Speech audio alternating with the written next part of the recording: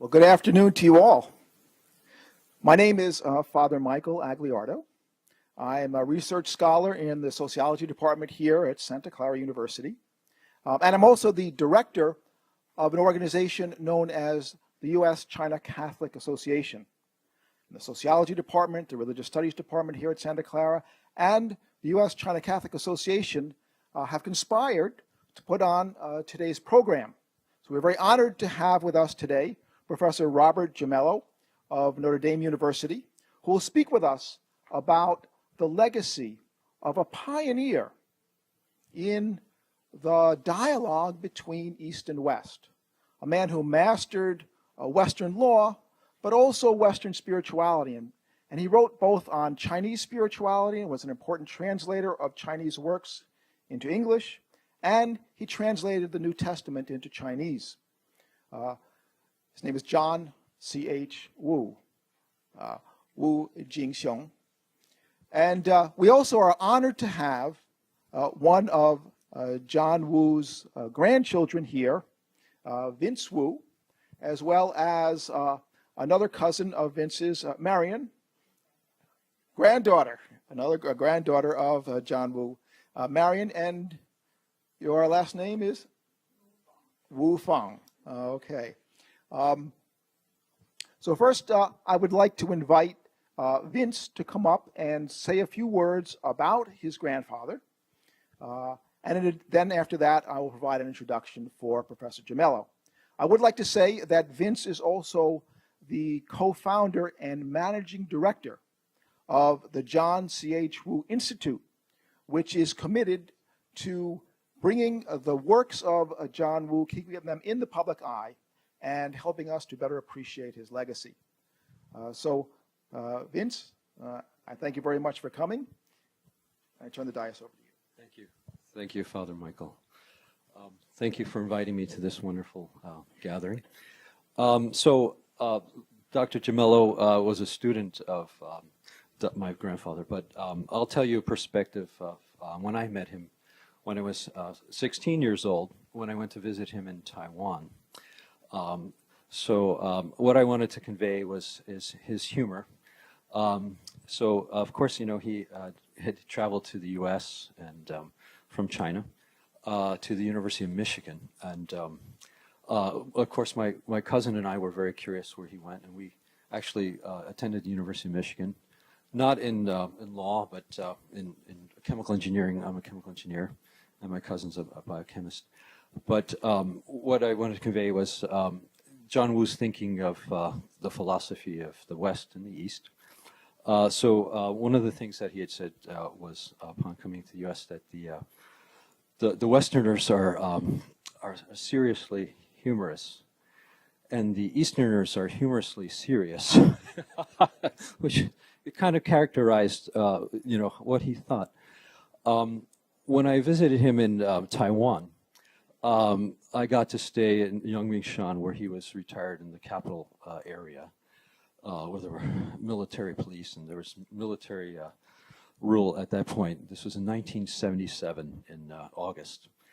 But I asked him, Grandfather, who do you admire most? And he goes, Abraham Lincoln, because he was a self-made man. But then he said, but of course, without assassination. So nobody laughed, actually. My step-grandma was there and my father. And then the funny part was that he said, did you hear me? I'm going to say it again, without assassination. So he was a very interesting guy, and not afraid to push, things. And then he was watching Peking opera on the television, which he enjoyed very much in his bedroom under a canopy bed. And he noticed that the television was getting kind of staticky and the reception was not very good. So he goes, Vin, can you go outside to fix this reception for me? This antenna's on the fence post in the backyard. So I ran back 5 times, back and forth, checking the TV. And then he said, well, Vin, it's getting worse. You fixed it too good. Please just lie down next to me, and I'll show you how I read." So he was very politic and very good at conveying. But so what he had, it was a blue and red pencil, both sides, one blue lead and the other was red. And he would highlight with the red and then would comment in blue in the margins. And so I learned that from him. He also said, always, I was this, young 16-year-old, just follow your interest in what you pursue and things will come together. And so anyway, I learned a lot. I wasn't there very long, but it was, it was like spending an hour with him was like spending a year with sometimes with others. And it was a very, very gratifying experience spending time with him. So I just wanted to convey that perspective. But I also wanted to mention that we have formed the Dr. Wu, John C.H. Wu Institute. Myself and John Wu Jr., who has retired in Alexandria, Virginia. We collected all the works and trying to collect all his publications. So we are trying to republish the works. So last year we had with Notre Dame Press, with Dr. Gimello, we had Beyond East and West, his autobiography republished. And this year we're looking to do Interior Carmel, which is a dissection of the Sermon on the Mount. And also a special thing is he had written some poems after his wife had died. So there are 44 poems that he wrote for the 44 years that he was with Teresa Lee. He was actually matched at 5 years old and had 13 children starting at 16. My cousin Marion is the child of Thomas, who is John Wu's first son, the eldest of 13. And he has the distinction of holding the family together, because John was very busy going to University of Michigan, Paris, and Berlin. And someone had to hold the family together. And my cousin's father was only 16 years older, or younger than the father. So it was very important time. So anyway, so this next set of poems will be called, the publication will be called 44 Springs and a Day in Heaven, a Year in Heaven. And we're looking for a translator for that can convey that. And we'll look forward to maybe having it on its own or perhaps with another work, maybe with Notre Dame Press. So, well, anyway, thank you very much for having me. And thank you, Father. Let me pass this back. I'd also like to point out that Vince actually made extraordinary efforts to come here. He just landed from coming in from the East Coast where he was with his children, which I'm sure for all of us, you can appreciate how important time is to spend between parents and children. So again, we thank you for making the sacrifice to come out here. And the heritage that you speak of John Wu, is something that's near and dear to my own heart as a Jesuit. The Jesuits, as you may know, have had a long history, played an important part in the dialogue between the East and the West. And, in our day and age, we think of life and living as a very serious affair. I mean, you see the weight on people's shoulders, even young people today. But I think we should think about life more as an adventure in being human. And the great humanists of history have helped us to explore what that means. And they've done so in ways that cross cultures. And that's why I think the great humanists can speak to one another. And John C.H. Wu was a great humanist. And I also have you know that one of his sons became a priest. All right. He didn't become a Jesuit, became a Maryknoller, but they're pretty good too. So anyway, I also like to point out that we have among us the pastor of the Chinese Catholic community here in South Bay, Father Carlos Oliveira. I'd like to thank you very much for coming and for bringing some people in your parish with us. So thank you. Now, our next guest, who will speak in greater detail about the legacy of John C.H. Wu, was, as Vince mentioned, a student of John Wu's when John Wu was teaching at the Graduate Institute for East-West Studies at Seton Hall University. John Wu had taught law there in the law school, but then in his later years, he moved to something that was perhaps a little closer to his heart. And he talked about Eastern spirituality and the dialogue between Christian and Eastern spirituality. Professor Gimello himself has a distinguished career. He's a world-renowned scholar, mostly focusing on Buddhism. And at Notre Dame, he has done comparative work between Christianity and Buddhism. Some people, perhaps in this room, already know that Professor Gimello will speak at one of the theology classes, religious studies classes here on campus. And if it's open to others, perhaps you might mention that. But I don't know exactly what the rubrics are, so I will leave that to your discretion. But again, he's a world-renowned scholar on Buddhism. He's taught at Harvard University, here locally at UC Santa Barbara. He's taught internationally at Buddhist universities. So we're very honored to have him here to speak now about John Wu and his witness to Chinese spiritual values as a Christian and as a Catholic. So Professor Gimello, I thank you very much for making it all the way out here. I hope the weather's a little more congenial than in South Bend at this time of year. We're very honored to have you among us. First, my thanks to the U.S.-China Catholic Association, especially to its director, Father Agliardo, and to Santa Clara University for this opportunity to talk with you this evening about my former teacher of fondest memory, Dr. John C.H. Wu, Wu Jingxiong.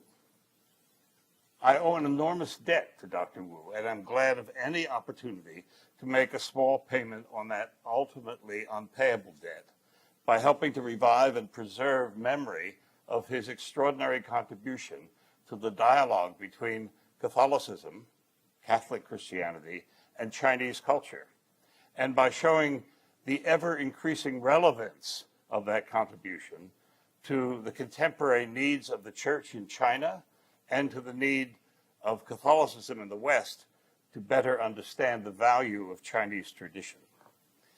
I should note that I am by training, as Father Agliardo mentioned, and in terms of my professional appointments through most of my academic career, a scholar of Chinese Buddhism. But I'm also a Catholic Christian who has cultivated throughout my adult life, however inadequately, an interest in Catholic theology. For the last 12 years, as a member of Notre Dame's Department of Theology, I have been able to combine my two chief interests in Buddhism and in Catholic theology by teaching not only courses on Chinese Buddhism of the kind I taught for decades at other institutions, but also courses exploring the question of what Catholicism, especially Catholic theology, can, should, and must make of Buddhism. And for that matter, what Catholic thinkers can, should, and must make of other non-Christian religious and intellectual traditions like Confucianism, Taoism, and so forth. In this latter effort, as a participant in both the scholarly and the popular discourse about the relationship between Buddhism and Christianity, and as a participant in what has come to be called the Buddhist-Christian dialogue, I've had the special advantage of having been the student early in my career of John C.H. Wu. It was he, probably more than anyone else, who showed me in his teaching, his writings, and his personal example how this can be done, how a believing Christian, in my case a Catholic Christian, can combine a respect for the religious, the religious and humanistic traditions of China with fidelity to Christian beliefs and values. Indeed, how appreciation of the value of the Chinese traditions can actually enhance and deepen one's Christian faith. It is this that I wanted to discuss with you this evening. But let me note first, briefly, why I think this is so important. I assume that you are all familiar in some degree with the great convocation of church authorities known as the Second Vatican Council, which was held during the years 1962 to 1965, a span of time that included the very years I studied with Dr. Wu, although I wasn't at the time aware of how important that event was. Right? You may, the event of the Second Vatican Council. I was immediately aware of how important studying with Dr. Wu was. Right? That was the official, excuse me, you may therefore also be familiar with one of the principal pronouncements of the Council. That is the document entitled Nostra Aetate, in our time. That was the official declaration, this is the subtitle, declaration on the relation of the church with non-Christian religions. Right? The key claim made in that declaration was that, quote, the church rejects nothing that is true and holy in these, that is, the other religions. This was a momentous declaration. Prior to it, and for centuries, what the church was understood, actually misunderstood, to teach on this matter was summed up in the sentence, again in Latin, this is the Vatican I'm talking about, right? So, extra ecclesiam nulla salus. Outside the church, there is no salvation.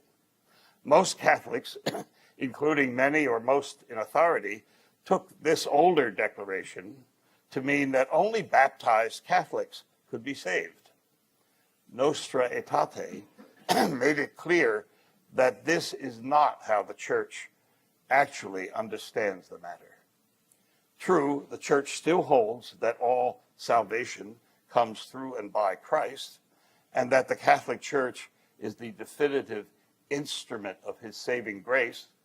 But to say that is not to say that non-Christians are never, or that they can never be, saved. Indeed, by saying that the church rejects nothing that is true or holy in other religions, it is admitting that some kinds and measures of truth are actually to be found in those other religions. A further implication of Nostra Aetate is that as there is truth and holiness to be found in other religions, it is incumbent upon Catholics, at least upon Catholic theologians, to learn what such truth and holiness in those other religions might be. Thus was born, in the wake of Vatican II, the new sub-discipline of comparative theology, or theology of religions, as it's sometimes called, the Catholic theologically oriented study of non-Christian religions, concerned to discover the truths and models of holiness that are available in other religions, to assess them in comparison with the church's definitions of truth and holiness, and to propose explanations of how it is, how it might be that truth and holiness could be present outside the church founded by Christ. This is how it came about that a Catholic theology department like Notre Dame's thought it necessary or desirable to hire a scholar of Buddhism like me. This is also why the church is now affirmatively engaged in interreligious dialogue, an enterprise that hardly existed at all before Vatican II. Now, comparative theology, or theology of religions, is a new sub-discipline within the general discipline of theology, and it is still trying to sort itself out, to figure out how it should proceed, and how it fits within the larger discipline of theology, and what contributions it can or should make to the general life of the church and to the lives of individual faithful.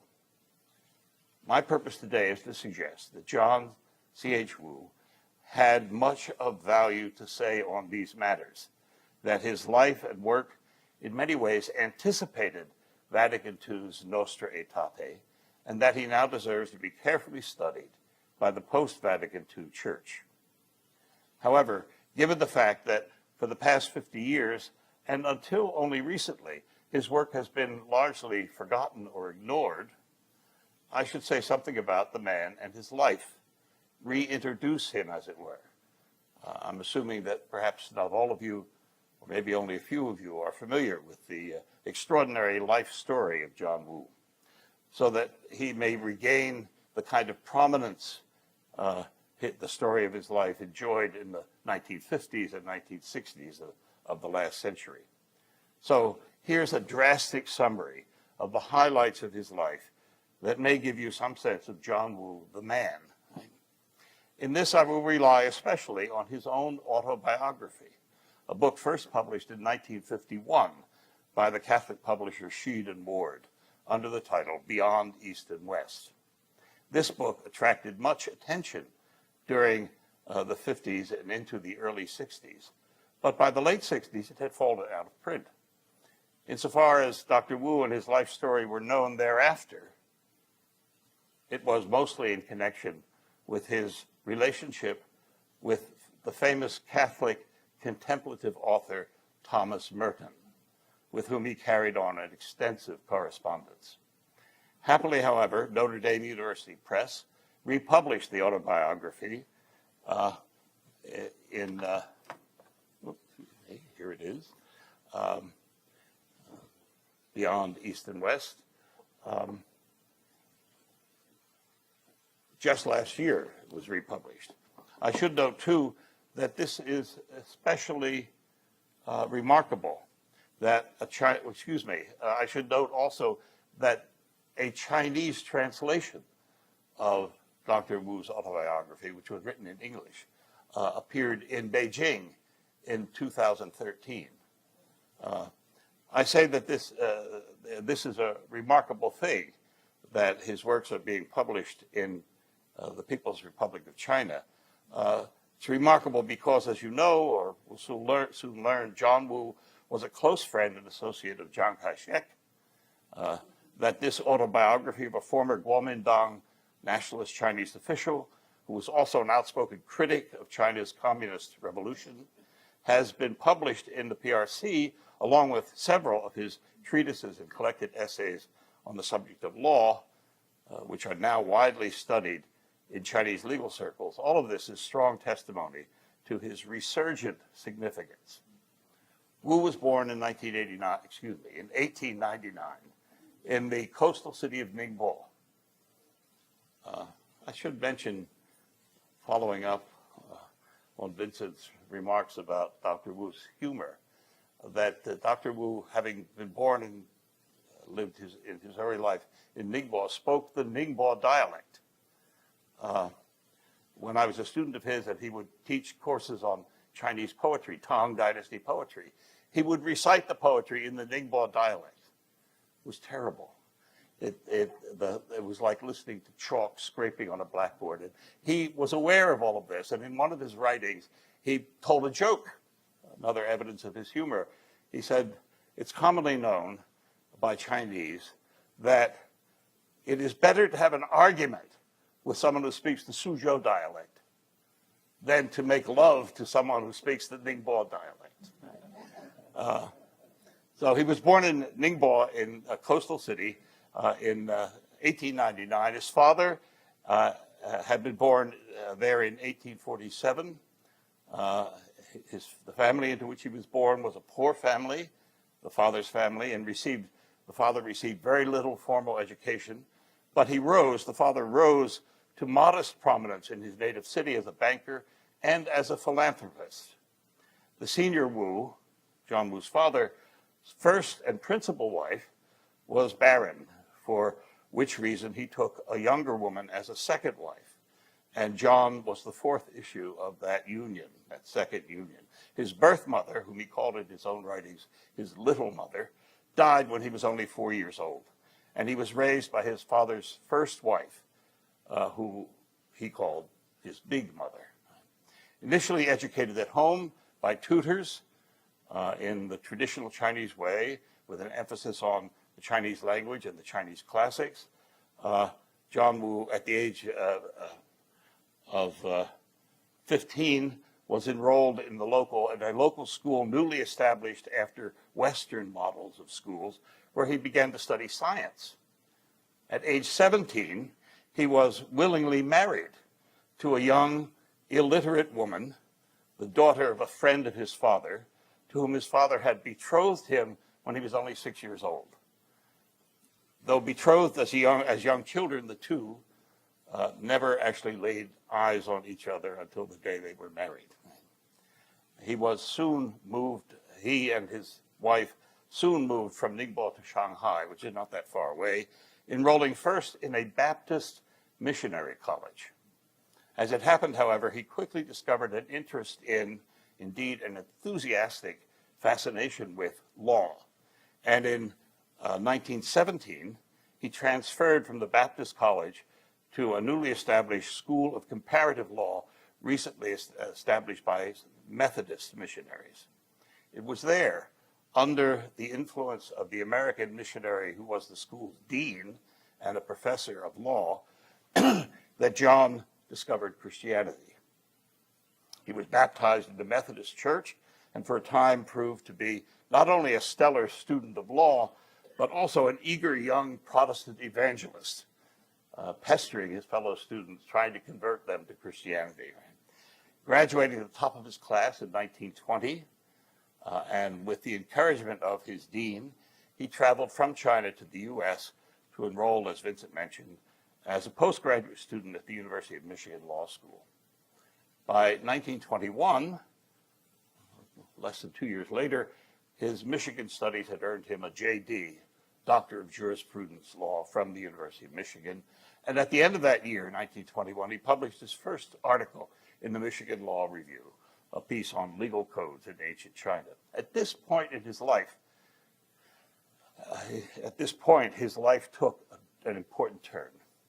As a student of law, he had conceived of a special admiration for the jurisprudence of the great American jurist, Oliver Wendell Holmes, then an Associate Justice of the U.S. Supreme Court, and an elderly man. John Wu sent a copy of his article, published in the Michigan Law Review, along with an adulatory letter to Oliver Wendell Holmes, and was surprised and gratified to receive a letter back in which Holmes offered compliments on Wu's scholarship.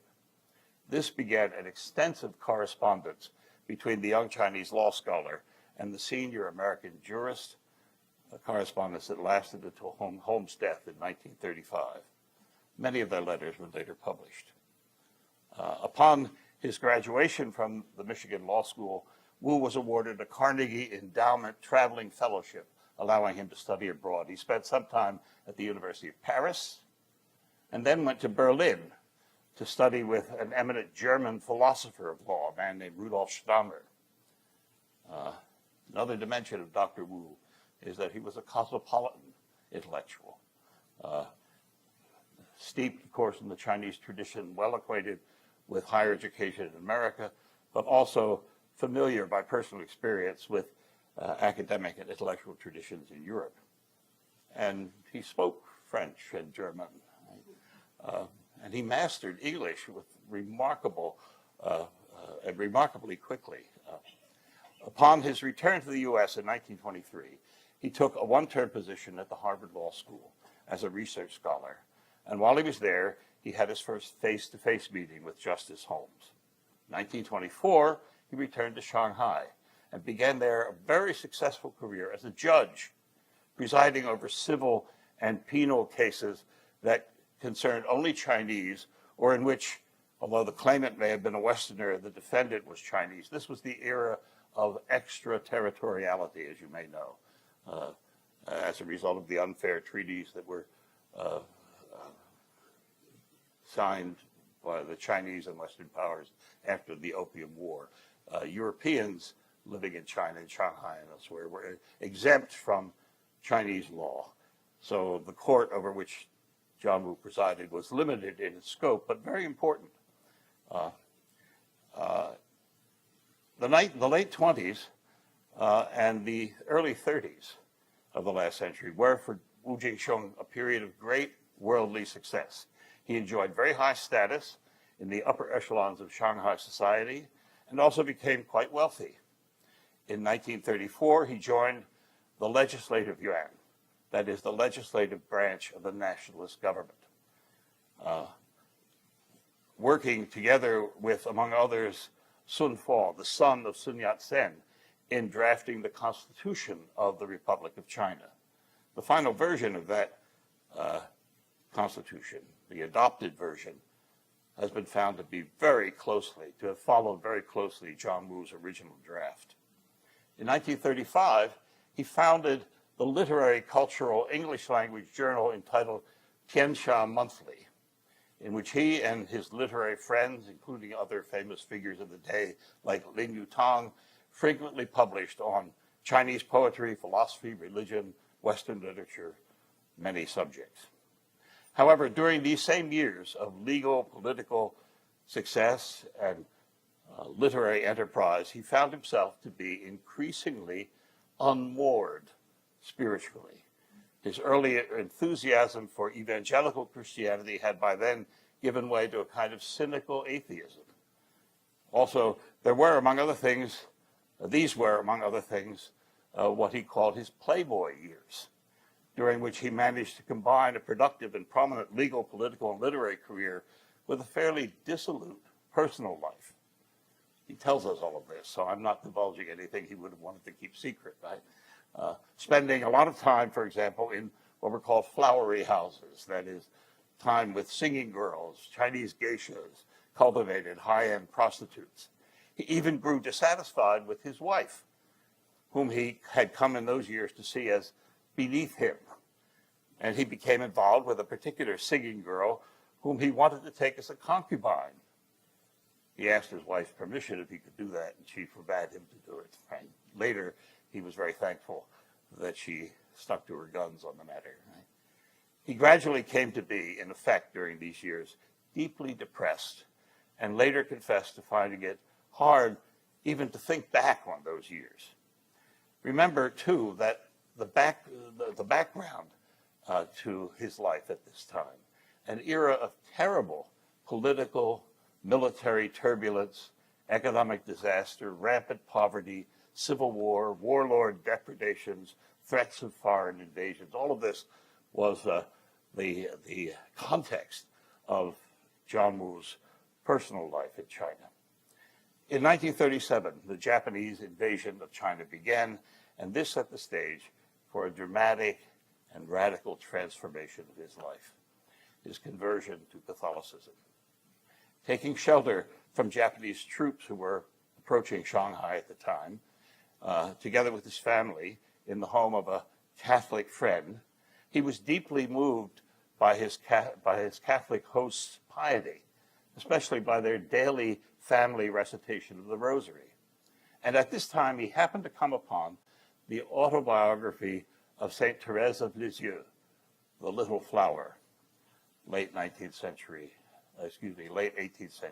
French saint. Saint Therese's humble, self-effacing devotion to the Christ child, her unquestioning confidence in the love of God, and her devotion to the Virgin Mary all quite overwhelmed John Woo, and in effect rescued him from his despondency. He resolved then and there to become a Catholic, and within days was accepted into the church with a provisional baptism, provisional only because he had been baptized by Methodist missionaries, and the church usually doesn't baptize a person the second time if they can be satisfied that the first baptism, even if in a Protestant church, was a valid one. Followed the next day by his first Holy Communion. From those days on, for the remaining 49 years of his life, he was a faithful and ardent son of the church, attending Mass and receiving the sacrament daily, as circumstances permitted, converting his immediate family and many friends to Catholicism. He and his wife totaled up the number of people they thought they had helped convert to Catholicism and said there were at least 51 of them, right? Practicing daily family recitation of the Rosary, etc. When I met him later on, he lived in a house and often taught his classes in his house just off the campus. And you would see him walking every morning from his home, the few blocks, to the chapel on the campus of Seton Hall University for daily Mass. Right?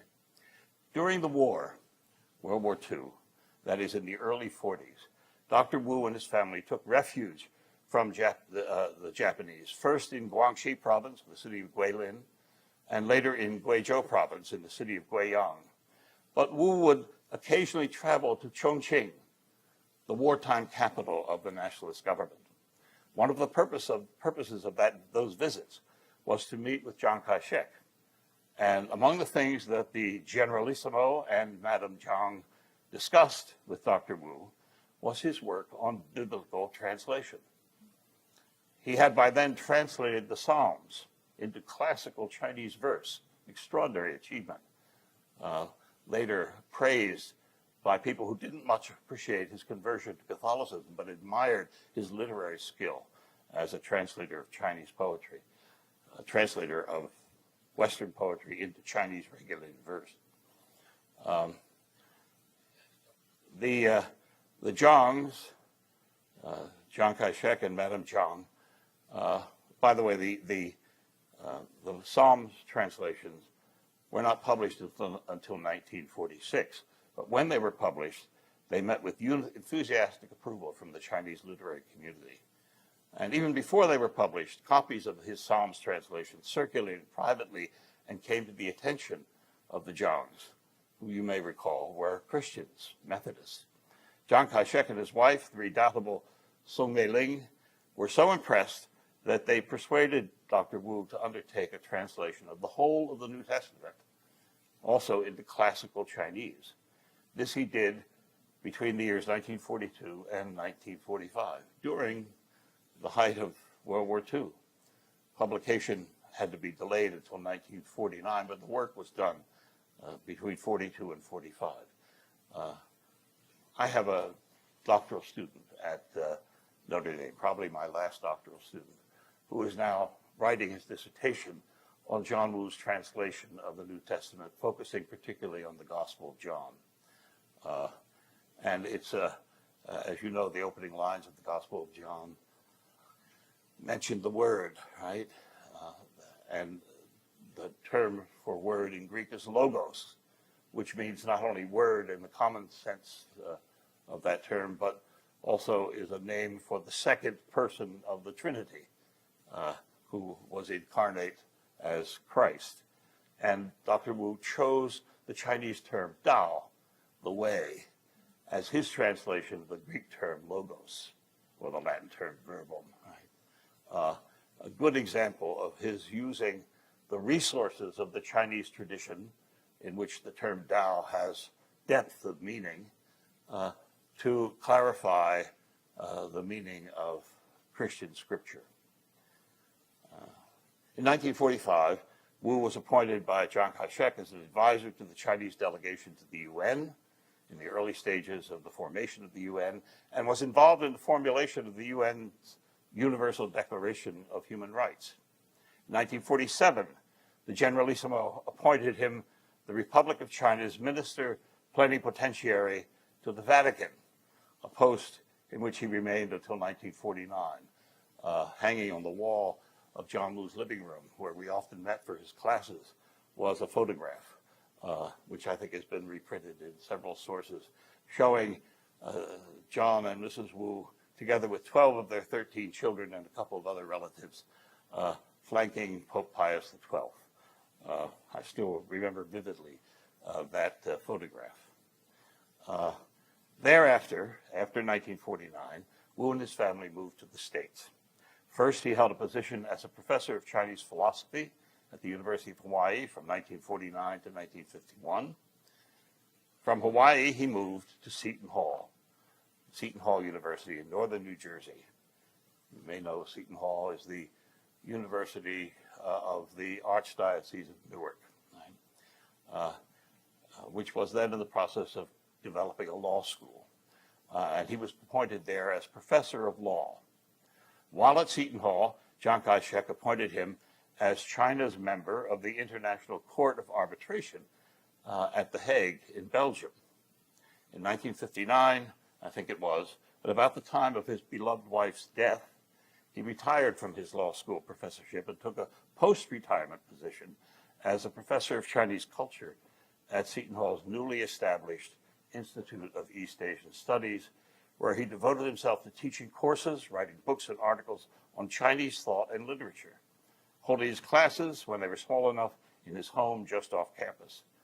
This is what he was doing when I first met him as one of his undergraduate students during the years 1962-63. It was also in these years that he entered into correspondence with the famous Trappist monk Thomas Merton, who had come to take an interest in Eastern religions, especially Taoism and Zen Buddhism, and who relied heavily, but not always faithfully or with full understanding, on Dr. Wu's generously given epistolary instruction.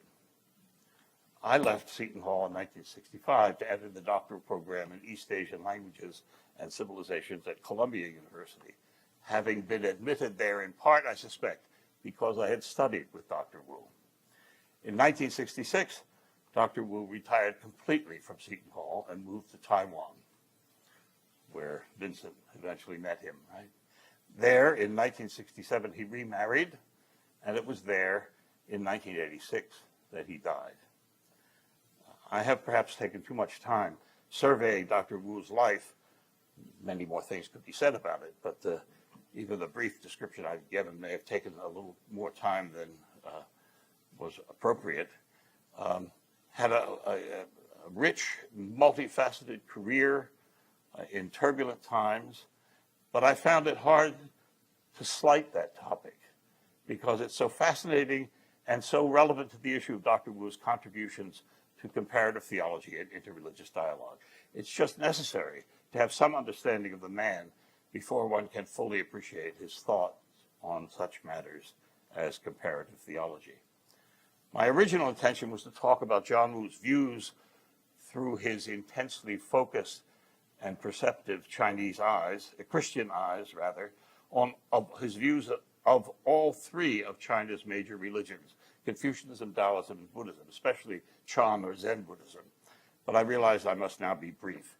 Let's then begin to bring things to a close by focusing on just a few passages from Dr. Wu's writings on these subjects. First, in his 1951 biography,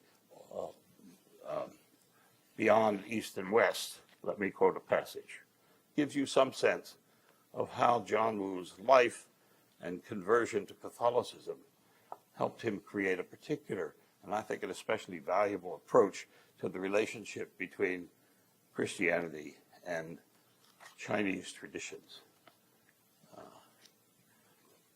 He says at the opening of chapter 12, now that I am approaching the end of my spiritual wanderings, up to this point, chapters 1 through 11 of this autobiography, he's been talking about his earlier career, and the chapter 11, the immediately preceding chapter, is the one where he confesses how despondent he had become in the 30s. In other words, this is just the point when he's about to convert to Catholicism.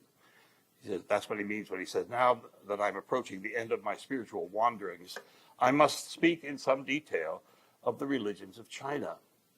This by itself, it strikes me as interesting, that his conversion to Catholic Christianity led him to focus attention, sustained attention, on Chinese religions. He didn't cast aside his interest in Chinese religions and immerse himself in Thomas Aquinas. He did, in fact, immerse himself in Thomas Aquinas, but he continued and felt it now particularly urgent to study more thoroughly than he had before the Chinese religious traditions. He says of them, they constitute my moral and religious background, and hence they form an integral part of the development of my spiritual life. They are an important portion of the natural dowry with which God had endowed me in preparation for my marriage with Christ. I often think of myself as a magus, one of the three magi, right? A magus from China who lays before the divine infant in the arms of the Blessed Virgin the gold of Confucianism, the musk or myrrh of Taoism, and the frankincense of Buddhism. It's a beautiful image, I think, right? At a single touch by his hands, whatever is false in them, in those Chinese religions, is purified when they are somehow put in the light of Christianity whatever may have been deficient in them, he says, was purified. And whatever is genuine in them, and there was a lot he believed to be genuine in them, is transmuted into supernatural values. So that's one example of the kind of approach that John Wu took to his now thoroughly Catholic Christian appreciation of his own Chinese traditions. He saw himself as bringing those traditions into the light of Christianity. Another example of this from an essay on the Taoist sage Zhuangzi, one of the two great founders of what we think of as philosophical Taoism, published in a collection entitled Christian Spirituality and Chinese Humanism. This was originally published in 1965 by St. John's University Press, but didn't widely circulate. Happily, it has been republished just 2 years ago, 2017, by Angelica Press. Delightful that so many of Dr. Wu's long neglected writings are now reappearing. On page 89 of that collection, in his discussion of this Taoist sage Zhuangzi, he says the following. Find it quickly enough.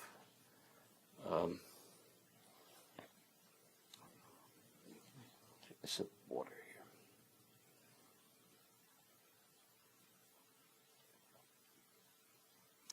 here. In thy light we see light, says the psalmist.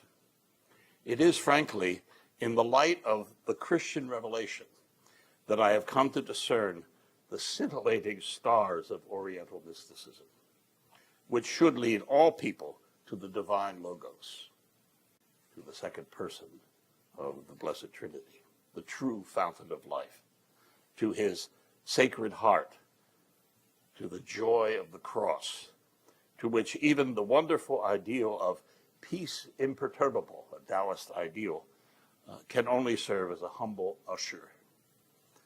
Zhuangzi may or may not have attained all the stages of his own program, but even to have visualized such high things as Zhuangzi visualized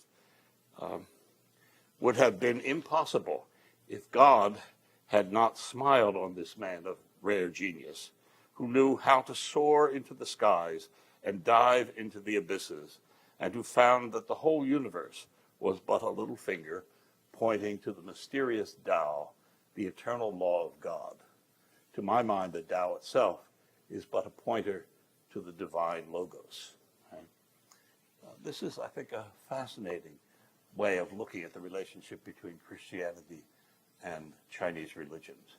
It is not demeaning of those religions. It's not triumphalist, the way some Catholic traditions have treated non-Christian traditions.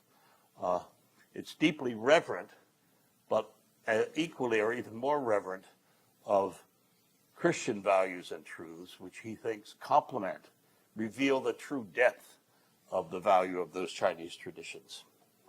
Another example, and I won't keep you much longer here, from an unpublished transcript of one of Dr. Wu's public lectures.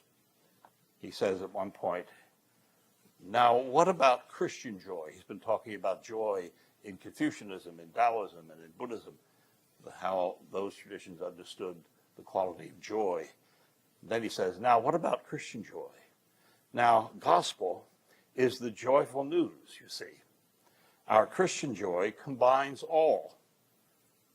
Now, the wonder of it is this, whereas outside of Christianity, a Confucian is always a Confucian, a Taoist is always a Taoist. You cannot combine the two, whereas Christians can combine Confucian, Taoist, and Buddhist joys at the same time. The secret is the incarnation, God becoming man in the person of Jesus of Nazareth. The secret is the incarnation because our love is the true man and the true God. As a true man, he feels like a Confucian. You can see Confucian themes if you look hard enough in the life and teachings of Christ, or at least see themes that Confucians would recognize and value. He is sorry for all things sorrowful, but as true God, he is transcendental, infinitely more transcendental than the Taoists and the Buddhists. And also, the typical Christian joy comes from love and sacrifice. Let me see if I have one more here from an essay entitled Christianity, the Only Synthesis Really Possible Between East and West. This appears in another essay that is in this volume, Christian Spirituality and Chinese Humanism. He says at the outset of that essay, strictly speaking, by which he means, I think, narrowly speaking, John the Baptist was the only precursor of Christ. That's been the church's traditional teaching, right? The voice of one crying in the desert, make ready the way of the Lord, make straight his paths. Every valley shall be filled, and every mountain and hill shall be brought low, and the crooked way shall be made straight, and rough ways smooth, and all mankind shall see the salvation of God, unquote. But in no part of the world was our Lord's without heralds, who, to speak analogically, to speak by way of analogy, sowed the seeds of the Logos. Semina verbi. In the heart, sowed the seeds of the Logos in the hearts of men before the Word was made flesh. Unlike John the Baptist, those heralds were not aware of their mission. And yet God endowed them with wisdom and the moral courage to teach others doctrines, pointing nostalgically, as it were, to the eternal Word, soon to be incarnated, the Redeemer and the teacher of mankind. Among such heralds were Socrates, Plato, Aristotle, and Cicero in the West, and Gautama Buddha, Confucius, Lao Tzu, Lao and Mencius, famous Confucian thinker, right, in the East. He sees these thinkers as heralds of Christ. Right? Also says in that same essay, at one point, he says, the East and the West will not meet except in the bosom of Christ. Right? So the coming of Christianity to China and elsewhere in the East is not an occasion for Christianity to triumph over Chinese religious traditions. Rather, it's an occasion for them to come together. Right? Let's see, finally. He says at one point in the same article, where am I here?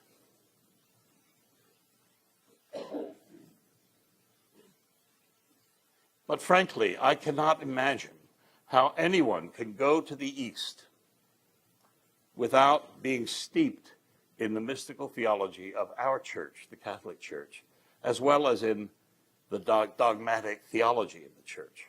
How is one to cope with natural and pantheistic mysticism without being armed with the true Christian mysticism? If we want to convert the East, we must first find the real East in ourselves. And I venture to think that the real East is securely in the bosom of the Christian heritage. But we do not realize it because we seldom probe deep enough into the hidden riches of our church, and all too often we live in the circumference, on the circumference of the spiritual life. In his great encyclical letter, Evangelii Praeconis, Pope Pius XII has summed up all the necessary directives for apostolic works, for mission, right? Whether of missionary priests or of missionary laymen. Just as St. Augustine and St. Thomas Aquinas and others baptized Plato, Aristotle, and the Stoics, so we must know how to baptize the pagan philosophers of the ancient East and the modern West. As our Holy Father says, he quoting Pope Pius XII here, the Church from the beginning has always followed this wise practice. Let not the gospel on being introduced into a new land, destroy or extinguish whatever the people of that new land possess that is naturally good, just, or beautiful. For the church, when she calls a people to higher culture and a better way of life under the inspiration of the Christian religion, does not act like one who recklessly cuts down and uproots a thriving forest. No, she grafts a good scion on the wild stock, that it may bear a crop of more delicious fruit. Those are the words of Pius XII, quoted by John C.H. Wu. I think perhaps I've taken enough time, probably more than my properly allotted time, but I hope I've given you some sense not only of the extraordinary life of John Wu, but also of the value, even for us today, of the work he did, anticipating so much of what happened later, during and after Vatican II, on the relationship between Christianity and non-Christian religions. And I'd be happy to try to respond to any questions or comments you might have. Thanks for your attention.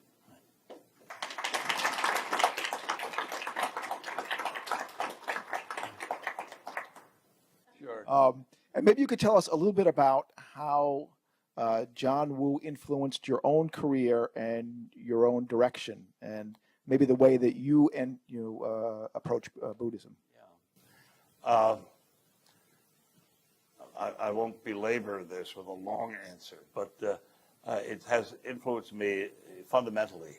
It's a problem for someone who studies a tradition like Buddhism, who is not a member of that tradition, but who admires it deeply and finds much in it that is challenging and stimulating. It's a problem for such a person to reconcile that strong interest in this admired tradition with his or her own Catholic faith.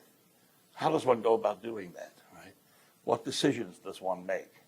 The whole field of comparative theology, or theology of religions, is now preoccupied with questions and entertaining answers, some of them wise, some of them not so wise, which suggest that perhaps what Vatican II really was pointing to was the belief that all religions are of equal salvific value. That one can achieve salvation, however differently it may be defined, in whatever religion. These people are called, the technical term labeling that approach to the relationship of religion is called pluralism. And there are important figures in the philosophy of religion and in the interreligious dialogue who are professed pluralists, who believe that all the religions, different though they may be, are equivalent in their salvific value. That's one option. Another older option, seldom chosen these days, but common in pre-Vatican II times, was exclusivism, which insisted extra ecclesiam nulla salus. There's no salvation outside the church. There aren't too many of those people left. The other option is, the third option among the three classic options, is sometimes called inclusivism, which is nowadays the most common and the one most often favored in Catholic theological circles. The assumption, it takes many forms, that somehow the truths of other religions are tacitly or explicitly included in Christianity. The famous German Catholic theologian of the last century, who am I thinking of now?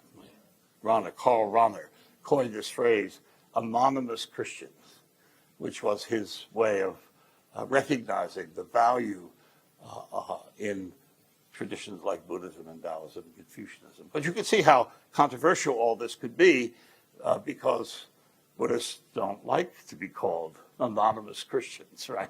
They might want to call Christians anonymous Buddhists, and sometimes they do that. So trying to sort out these questions has preoccupied me for a long time. And I'm not comfortable with any of those three categories, exclusivism, inclusivism, or pluralism. I don't have a name for the approach I take, but it's the approach Dr. Wu took, right? Finding value in other traditions, deepening one's appreciation of the value of those other traditions by observing them through a Christian lens, complementing them for their strengths, but also soberly recognizing where they are deficient in comparison with Christianity, doing that without seeming to dismiss them as valueless. That's what I think Dr. Wu managed to pull off, but that approach was never given a name. Maybe after he's been more intensely studied these days, someone will come up with another way of characterizing the John Wu approach, right? Very good, thank you. Some of those early missionaries to Japan specifically thought that Buddhism was kind of an instrument of of Satan or the evil spirit to confound Christians, and it almost sounds kind of stereotype. But is that just a legend or something that kind of finds its way into textbooks, or is there sort of a whole?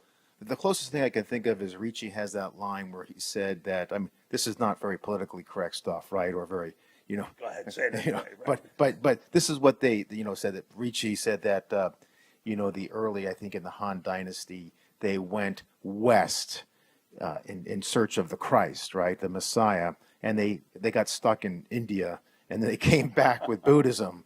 So that's the closest reference that I could find. That's actually in his book. But is this a whole tradition, or is it just, is too much made of it? No, it's true, I think. Many of the early missionaries were quite dismissive of Buddhism, particularly the Jesuits in China and in Japan. And they did regard Buddhism as satanic, right? They noticed, for example, that certain Buddhist rituals, for example, esoteric rituals by Buddhist monks in Japan, looked a little bit like high masses practiced in the Catholic Church. And they said, oh, well, this is like the Black Mass. This is a sort of deliberate, what's the word, abuse of the Catholic tradition. But the story you mentioned of moving west, Ricci was actually drawing on an old Buddhist Taoist trope. There were conflicts in early Chinese history between Buddhists and Taoists. And one of the things that Taoists said by way of criticizing the Buddhists was to say that this fellow, the Buddha, he's actually Lao Tzu, the founder of Taoism, who had, after he left the Jade Gate and traveled west, ended up in India, where the Indians didn't quite understand who he was, and they named him the Buddha. And the Buddhists replied in kind with their own mythic tales. And I think Ricci was drawing on that. But Ricci was deeply sympathetic to the Confucian tradition. I'm not aware of his having had much to say about Taoism, but he was deeply appreciative of and admiring of the Confucian tradition, which got him into trouble eventually in the discussions of the Chinese rites. Right? Other Jesuits who didn't travel to China but to Tibet in the early 18th century. It's a very good book. It was published a few years ago called Jesuit on the Roof of the World by a scholar at Loyola University in Maryland about a Jesuit named Ippolito Desideri, who traveled from India to Tibet, lived in Tibet, mastered with incredible rapidity the Tibetan language, entered into deep theological debates with Buddhists, with lamas, wrote treatises arguing against certain Buddhist doctrines in Tibetan, found much in Tibetan Buddhism that was admirable and struck him as similar to some of the insights of Christianity. So he would be counted as someone respectful of Buddhism, not like the attitude of the Jesuits in China and Japan towards Buddhism. De Nobili, another Jesuit missionary in India, had similar critical admiration of Hindu traditions. But in modern Japan, there's been a kind of turnaround. I have a friend who is a scholar of Japanese film, and he introduced me to a whole genre of popular films that were popular in Japan in the 50s and 60s, in which the hero of the film is an upright Buddhist monk doing battle with a Jesuit, right? Who is like, Fu Manchu or something, really devious, vile, evil man who drinks blood, which was a mistake about the wine consecrated as the blood of Christ. There's these popular movies which said about the Christians things as awful as the Jesuits had said centuries earlier about the Buddhists. Right.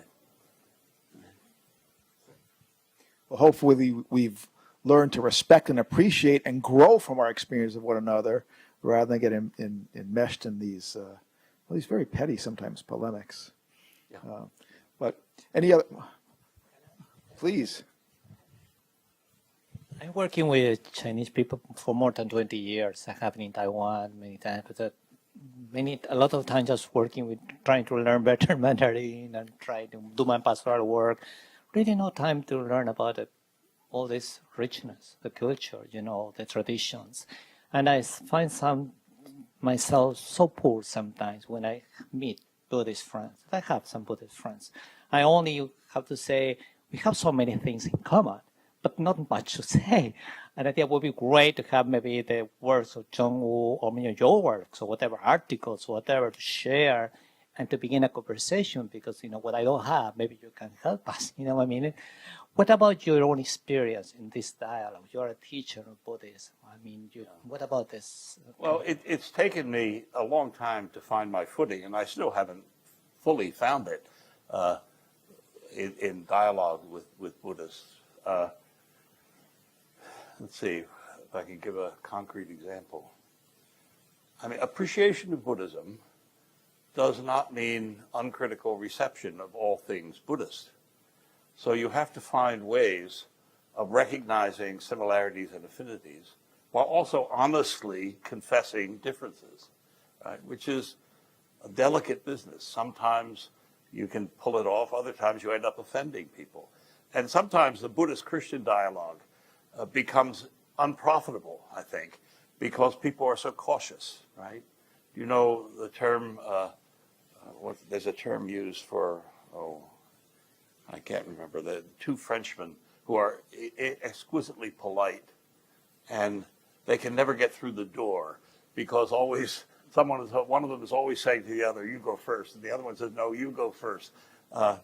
That kind of excessive caution sometimes actually impedes genuine dialogue.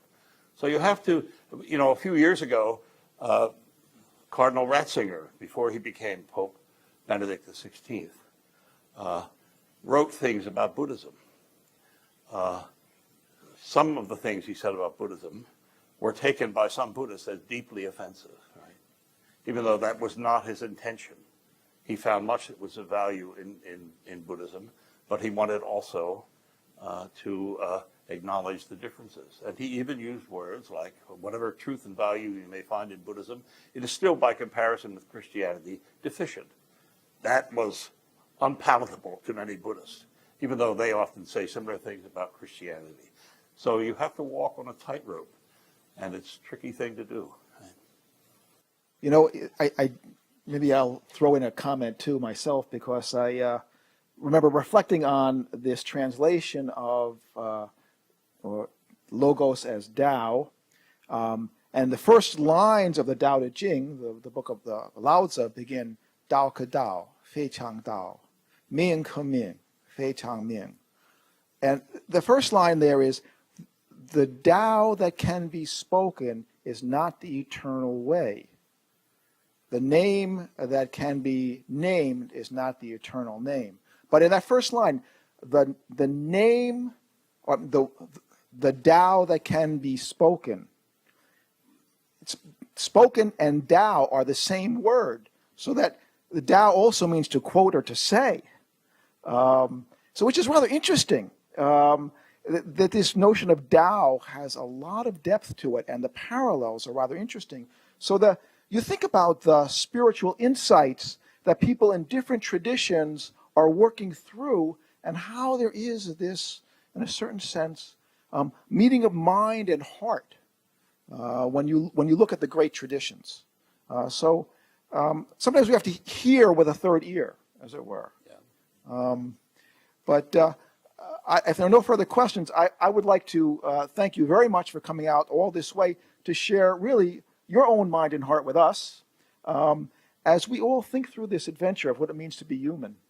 I think you are taking the time to share with us the story of John Woo and fleshes this notion of what it means to journey as a human being on the way.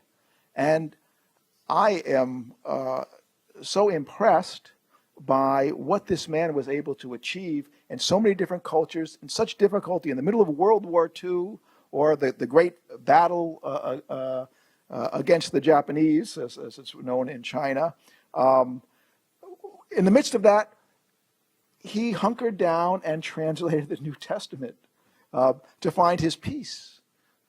Incredible, an incredible man, and a light to all of us in so many different cultures, to what it means to be a human being. So again, thank you for sharing that, and thank you for coming out here and sharing yourself with us. My pleasure. Thank you very much.